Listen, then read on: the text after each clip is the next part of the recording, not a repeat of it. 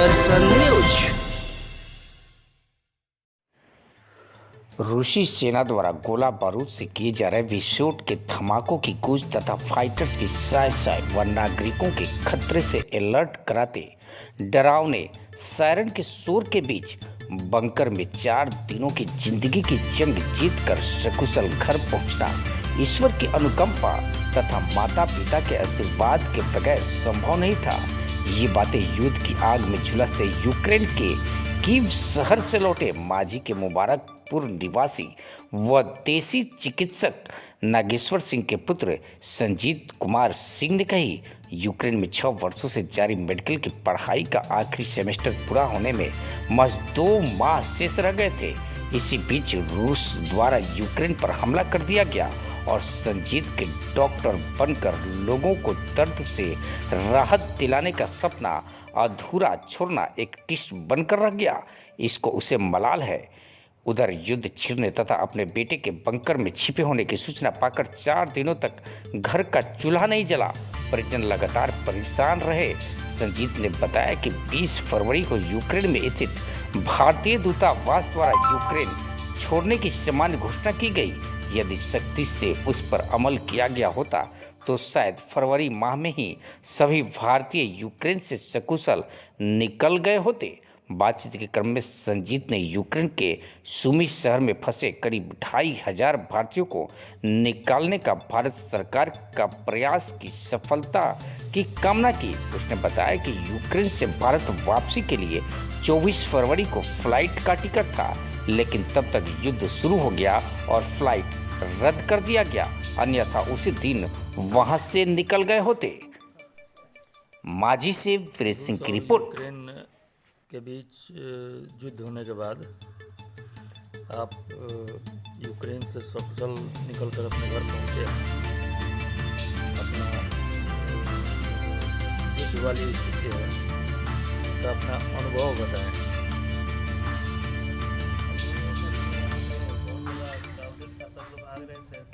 सब कोई डरा हुआ था, बाहर निकलना भी मुश्किल हो रहा था क्योंकि चारों तरफ ब्लास्ट हो रहा था। तो हम लोग वहाँ पे बंकर में छुपे हुए थे 4 दिन के लिए। कितना दिन बंकर में छुपे थे?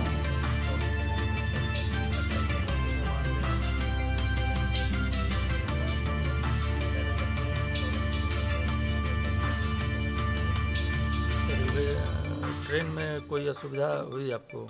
ट्रेन में अंदर घुस जाने के बाद असुविधा नहीं हुई, लेकिन वहाँ पे इतना ज़्यादा भीड़ था पॉसिबल नहीं हो रहा था। 3-4 ट्रेन छोड़ने के बाद इस से मौका मिला कुछ। स्टेशन पर किसी दूसरे देश के लोगों द्वारा या यूक्रेन के लोगों द्वारा आपको कोई कहीं से कोई परेशानी नहीं? जैसे कि बॉर्डर में कुछ ज़्यादातर अपने आप को हिला हुआ बॉर्डर पर इमिग्रेशन में पहले यूक्रेनियन को लाभ कर रहे थे, फिर बाद में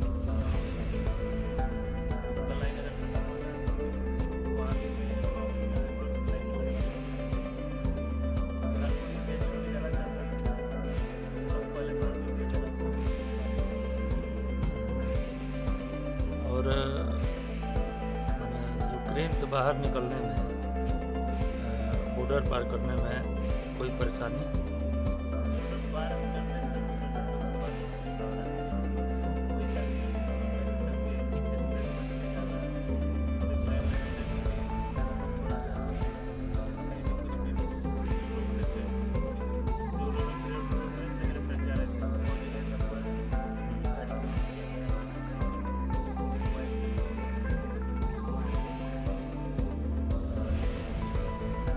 यूक्रेन के लोग, आप लोग जब पैदल चल रहे थे तो यूक्रेन के लोग भारतीयों के साथ कैसा सलूक कर रहे थे?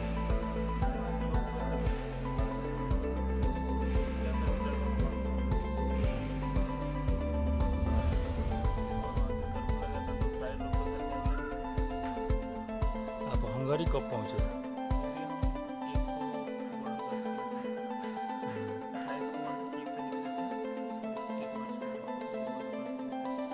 हंगरी तक पहुंचने में आप अपना खर्च किए या सरकारी खर्च से हंगरी पहुंचे? लगभग कितना?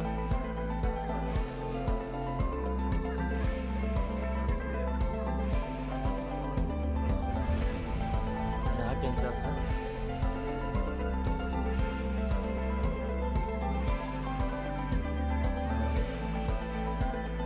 जनवरी से सरकार की सुविधा मिलना शुरू हुई। अभी जैसे सिचुएशन है इसमें जो जहाँ छुपा है वहीं रहे, निकलने की जरूरत नहीं है। कि अगर आप लोग को निकलना है तो आप लोग बॉर्डर तक पहुँचिए, वहाँ से हमारा सुविधा दिया जाएगा। जैसा कि ऐसा ही हुआ भी, हम लोग को बॉर्डर क्रॉस करने के बाद इंडियन गवर्नमेंट ने सपोर्ट मिला। बॉर्डर तक क्रॉस करना मेन तो यही प्रॉब्लम था, बॉर्डर तक पहुँचना। मैंने फ्लाइट का आप लोगों से किसी तरह का किराया नहीं लिया गया। और कहाँ से फिर आए हैं यहाँ? फ्लाइट कहाँ तक आपको पहुँचा है?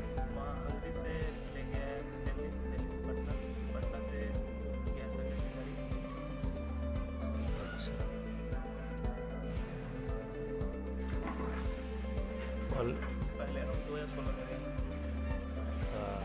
MBBS तैयारी के लिए ये मेरा फाइनल ईयर था। कितना बरस बीत गया है? 6 साल कंप्लीट होने वाला था। 2 महीने बचे थे, 2 महीने बाद एग्जाम था मेरा, फिर फाइनल हो गया। तो एग्जाम से तो वंचित हो गए। बच्चे क्या समझ में नहीं आ रहा क्या होगा क्या नहीं होगा। इंडियन गवर्नमेंट सपोर्ट करे, सही रहेगा।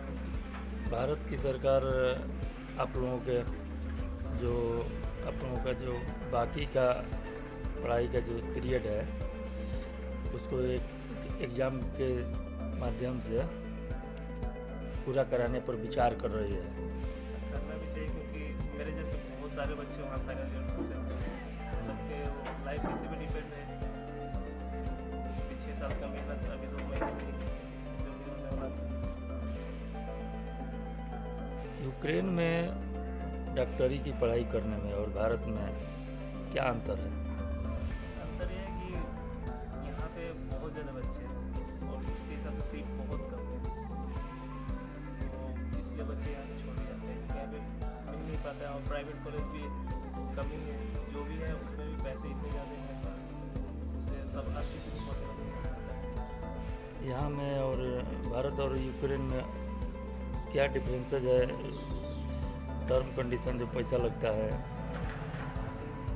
सब कंडीशन जैसे कि बाहर जाने के लिए कुछ लोग राजस्थान वगैरह जा, चाइना भी जाते हैं, यूक्रेन जाते हैं, रसिया भी जाते हैं, अदर कंट्री में भी जाते हैं। हर कंट्री का अलग अलग फी है, लेकिन अप्रॉक्स 3-4 टाइम्स पड़ जाता है खर्चा इंडिया की।